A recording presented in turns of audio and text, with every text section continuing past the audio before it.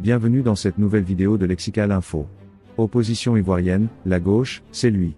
N'oubliez pas de vous abonner juste en bas de cette vidéo. L'émiettement de l'opposition ivoirienne laisse sans voix les observateurs de la politique en Côte d'Ivoire où le RHDP avance en roue libre. Afi Pascal, le président du Front Populaire Ivoirien, FPI, en l'absence de Gbagbo a dit être déçu de son ex-patron. Pas loin de lui, Blé Goudé, président du COJEP qui avait juré ne pas se présenter avant de changer d'avis, estime que ce n'est pas à lui de réunir la gauche. C'est à Gbagbo de le faire, a-t-il déclaré. En clair, Gbagbo est le chef non seulement de l'opposition mais de la gauche ivoirienne. Depuis quand un chef va-t-il, en Afrique, vers ses disciples, ses collaborateurs? C'est à rêver que le fleuve ou la mer se déplace vers les ruisseaux. Qu'on n'attende pas de Gbagbo qu'il aille la rassembler, cette gauche, cette opposition. Tous ceux qui ont envie de se rassembler en opposition gagneraient à se réunir autour de lui. Même le PDC qui est un parti de droite, s'est rapproché de lui par le truchement d'une visite conduite par Tidiane Thiam. Qu'attendre donc des composantes originelles ou simulées Afi et Koulibaly, de la gauche?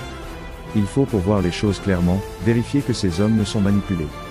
De tous ceux qui sont dans l'arène, Gbagbo est le seul dont la lutte mérite respect, parcours syndicaliste, exil, opposition, gouvernance, re-opposition, prise de pouvoir sans armes.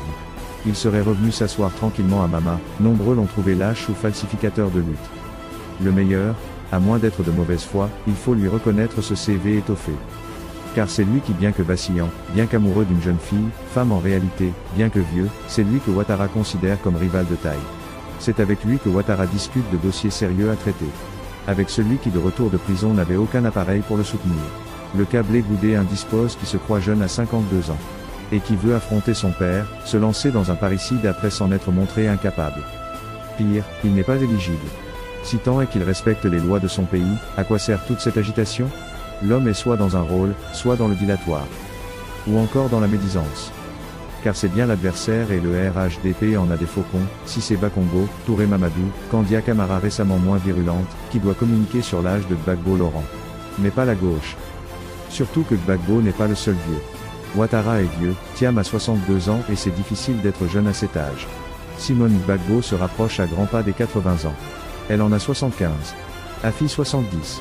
Mamadou Koulibaly qui cherche à se convaincre qu'il aime la vérité, 67. Et c'est à cet âge qu'on trouvait Houphouët-Boigny vieux. De quelle jeunesse parle-t-on quand KKB a 56 ans? Quand Soro en a 52 ans? Merci pour votre attention.